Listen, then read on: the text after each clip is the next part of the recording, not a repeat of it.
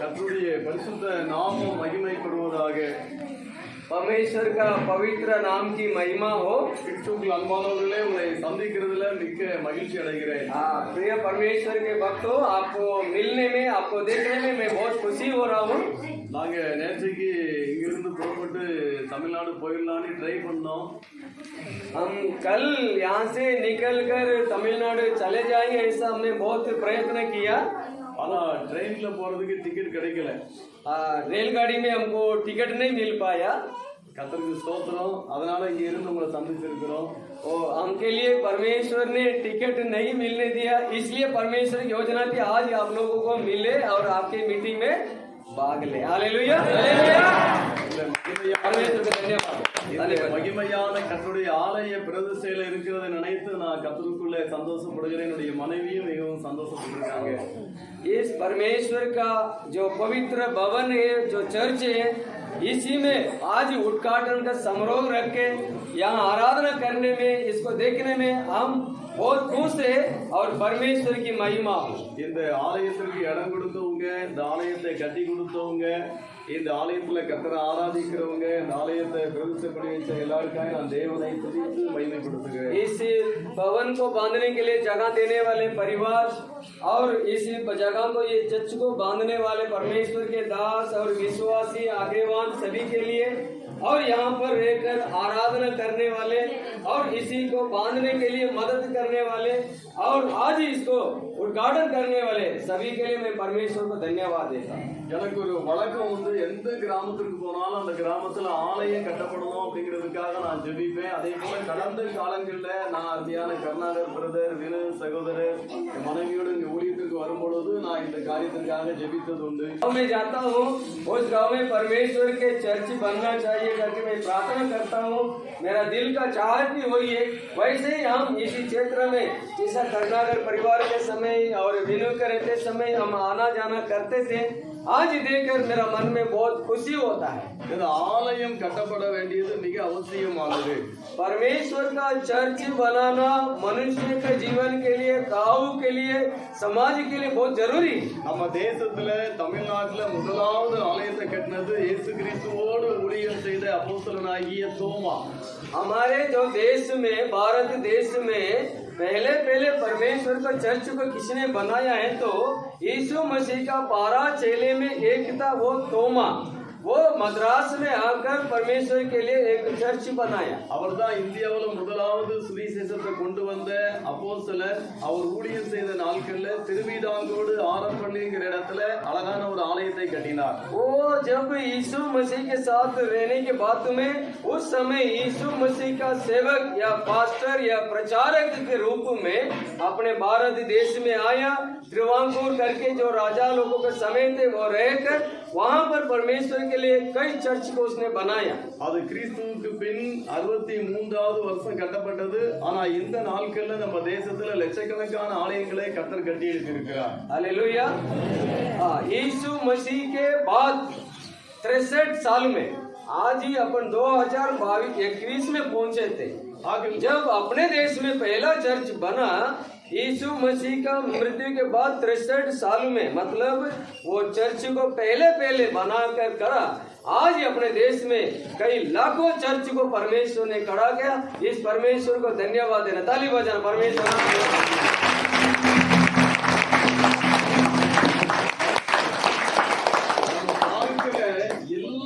கட்டிடங்களை பார்க்கிலும் ஆலயம் என்கிறது மிக மிக மேன்மையானது. தேவனுடைய நாமத்தின் மகிமையை விளக்கம் பண்ணுகிறது. இதுல கர்த்தராகிய இயேசு கிறிஸ்துவின் நாமம் மகிமைப்படுது. दुनिया में जितने भी बड़े बड़े मकानों को देखे या कुछ भी देखे, उससे बढ़कर श्रेष्ठ और बहुत अच्छी चीज परमेश्वर का भवन या चर्च है। इसी में परमेश्वर की महिमा होती है। परमेश्वर इसी के द्वारा बहुत बड़ा कार्य करते हैं। इसी से परमेश्वर के प्रसन्नता होता है। इंसान के जीवन को खुशी मिलती है, बदलता है इंसान के जीवन को. ஆகவே வேதத்துல 2 வசனங்களை நாம் வாசித்து சில நிமிடம் நாம் தியானிக்க போகிறோம். पर इसलिए परमेश्वर के वचन में से 2 वचन को अपन पढ़ेंगे, उसी के बारे में थोड़ी सी विचार करके अपन आगे बढ़ेंगे. ஏசாயா 56ஆம் அதிகாரத்துல 6ஆம் 7ஆம் வசனங்களை நாம் வாசிக்கலாம். यशाया की भविष्यवक्ता की पुस्तक 56 अध्याय का 6 और 7 वचन निकालेंगे. கர்த்தரை சேவிக்கவும் கர்த்தருடைய நாமத்தை நேசிக்கவும் அவருக்கு ஊழியக்காரராய் இருக்கவும் அவரை சேர்ந்து ஓய்வு நாளை பரிசுத்த குலைச்சல் ஆக்காதபடி ஆசரித்து என் உடன்படிக்கையை பற்றி கொண்டிருக்கிற அந்நிய புத்திரர் அனைவரையும் நான் என் பரிசுத்த பர்வதத்திற்கு கொண்டு வந்து என் ஜெப வீட்டிலே அவர்களை மகிழ பண்ணுவேன். அவர்களுடைய சர்வாங்க தகனங்களும் அவர்களுடைய பலிகளும் என் பலிபீடத்தின் மேல் அங்கீகரிக்கப்பட்டிருக்கும். என்னுடைய வீடு சகல ஜனங்களுக்கும் ஜெப வீடு எனப்படும் என்று வாசிக்கிறோம். पढ़ेंगे.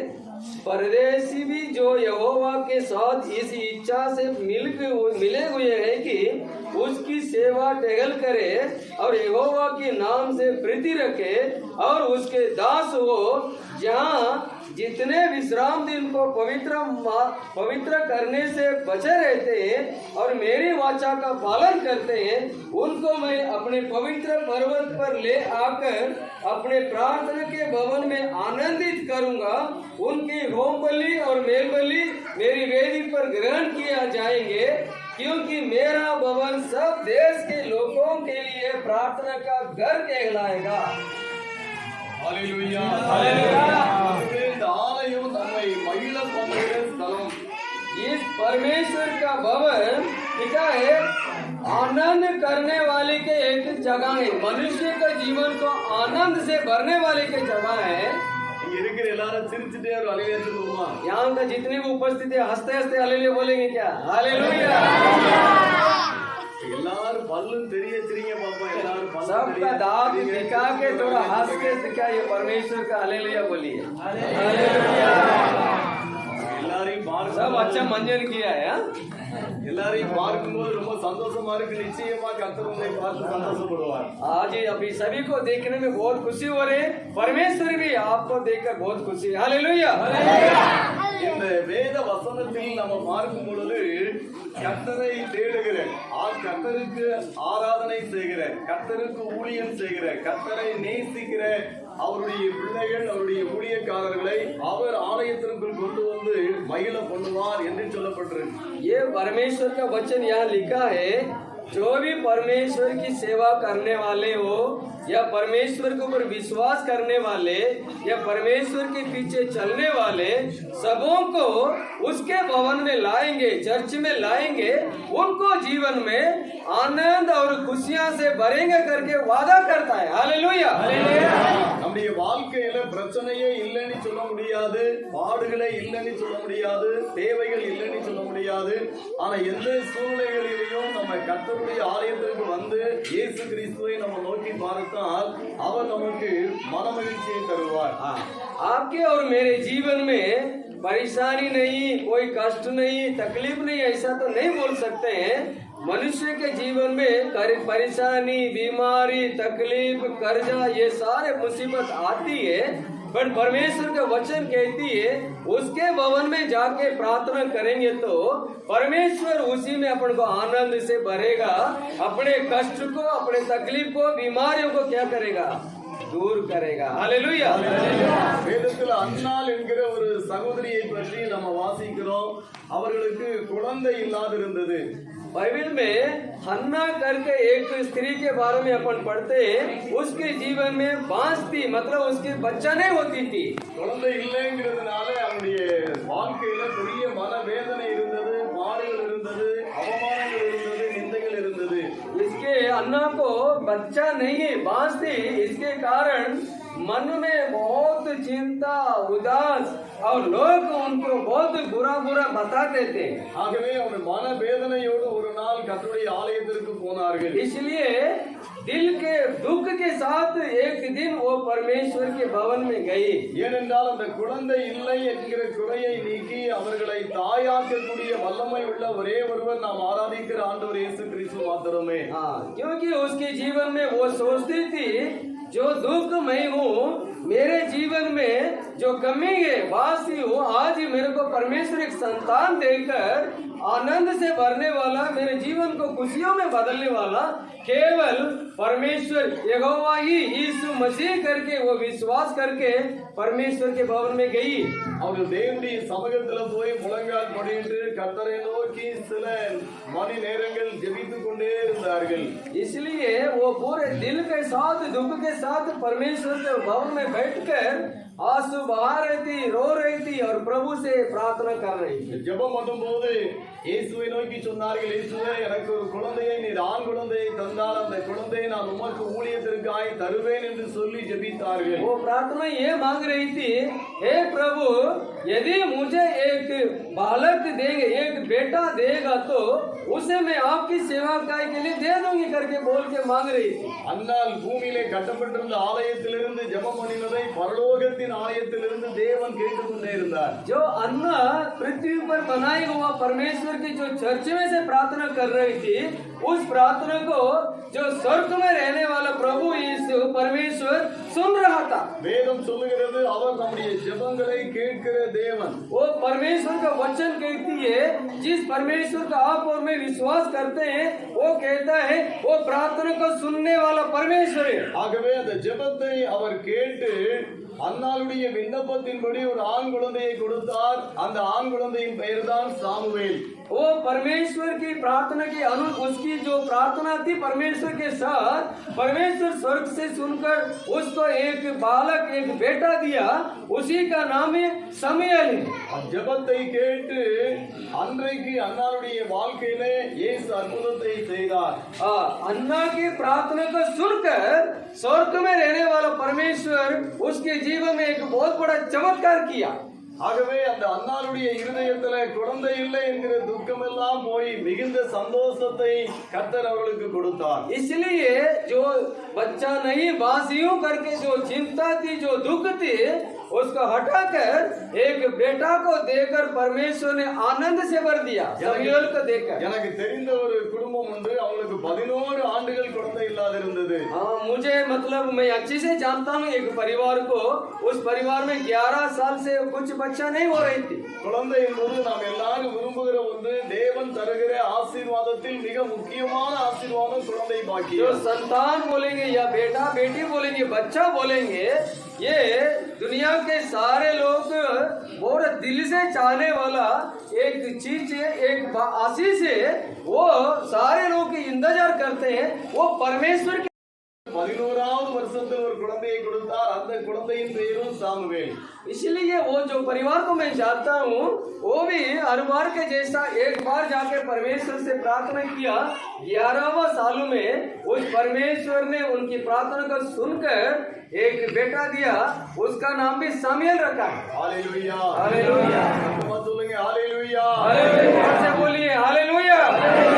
இயேசு நம்முடைய ஜெபத்தை கேட்கிறவர்। प्रभु यीशु मसीह आपके और मेरे प्रार्थना को सुनने वाला है। நாம் அவருடைய ஆலயத்தில் வந்து அவரை நோக்கி ஜெபம் பண்ணும்போது அவர் அதை கேட்டு நமக்கு பிரதிபலனான ஆசீர்வாதத்தை தந்து நம்மை மகிழ பண்ணுகிறார்। उसके भवन में, चर्च में आकर उसी से आप प्रार्थना करेंगे तो आपको एक आनंद से भरकर एक आशीष भी देने वाला परमेश्वर। இந்த வசனங்களை நான் உங்களுக்கு சொல்லுகிற போது நீங்கள் ஒரு காரியத்தை மிக தெளிவாய் புரிந்து கொள்ள வேண்டும்। இயேசு கிறிஸ்துவானவர் நாம் எல்லாருமே மகிழ்ச்சியாய் வாழ வேண்டும் என்று விரும்புகிற தேவன்। इस बातों को मैं इसी उद्देश्य से, मतलब इस उपस्थिति से मैं कहता हूँ, जिस परमेश्वर को आप और मैं मानता हूँ, विश्वास करते हैं, वो परमेश्वर का चाहत ये है, इस परमेश्वर के आप मंदिर में आए, चर्च में आए और प्रार्थना करे, वो आशीष आपको और मुझे खुशी से हमेशा देखना चाहने वाला, खुशी देने वाला परमेश्वर है। நிச்சயமா இயேசு கிறிஸ்துவானவர் நம்முடைய வாழ்க்கையில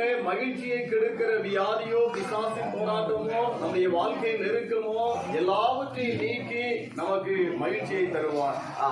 आप जो मैं जो विश्वास करते हैं वो परमेश्वर इसी दुनिया में अपन को तकलीफ देने वाला, चिंता करने वाला, बीमारी करने वाला या शैतान का आत्मा को या कार्य को नष्ट कर दूर करके शांति और खुशी से भरने वाला परमेश्वर है। ஆகவே இந்த வசனங்களை விசுவாசித்து ஒரு நிமிடம் கண்களை மூடி நாம் ஜெபிக்க போகிறோம்। इसलिए इस वचन को विश्वास करे और एक मन होकर, एक दिल होकर, आंखों को बंद कर प्रार्थना करें। கண்களை மூடி நாம் எல்லாரும் ஜெபிப்போமா? हम सभी अपने आंखों को बंद करेंगे और परमेश्वर से प्रार्थना। உட்கார்ந்தபடியே ஜெபிக்கலாம்। बैठ के अपन प्रार्थना कर सकते। சர்வ வல்லமை நிறைந்த கர்த்தாவே, ओ सर्व सामर्थ्य परमेश्वर, எங்களை மகிழ்ச்சியடைய செய்கிற தேவாதி தேவனே, हमारे जीवन को खुशियों से भरने वाला परमेश्वर, இன்றைக்கு அருமையான உம்முடைய ஜனங்கள் உம்முடைய ஆலயத்திற்கு வந்திருக்கிறார்கள்। आज ही सारे आपके भक्त, आपके परमेश्वर आपके भवन में आए हैं। தேவனின் அருமையான ஆலயத்தை அருமையான உம்முடைய பிள்ளைகளுக்காக ஆயத்தப்படுத்தி தந்ததற்காக உமக்கு इस ஸ்தோத்திரம்। बहुत सुंदर परमेश्वर आपके भवन को आपके दासों दासियों के द्वारा आपके भक्तों के लिए खड़ा के इसलिए धन्यवाद देते हैं। இதற்காக நிலத்தை கொடுத்த, இதற்காக இதனுடைய காரியத்திற்காக பணத்தை கொடுத்து இதை கட்டியெழுப்ப உதவி செய்த எல்லாருக்காக உம்மை ஸ்தோத்திரிக்கிறேன்। इसी जगह को देने वाले परिवार को और इसी बांधने के लिए प्रभु दान देने वाले परिवार को और यहाँ पर खड़ा रह के व्यक्ति के रूप में खड़ा किया, मेहनत किया, हर एक आपका दास दासी विश्वासी के लिए धन्यवाद देते हैं। இந்த ஆலயத்தில் வந்து உம்மை ஆராதிக்கிற உம்முடைய ஜனங்களை நீர் ஆசீர்வதிக்கிறதற்காகவும் இதிலே ஊழியம் செய்கிறவர்களே அருமையான ஊழியர்களை ஆசீர்வதித்து பலப்படுத்தியவர்களை சந்தோஷப்படுத்துகிறதற்காக இயேசு கிறிஸ்துவின் நாமத்தினால் ஜெபிக்கிறேன் பிதாவே। हालेलुया। इस समय हम प्रार्थना करते हैं इस भवन में आपकी सेवा करने वाले, आपके आराधना करने वाले प्रभु इसी क्षेत्र में हमेशा आपके ओर से खुशी से आनंद से भरने के लिए प्रभु यीशु मसीह का नाम से हम प्रार्थना करते हैं। आमीन। आमीन।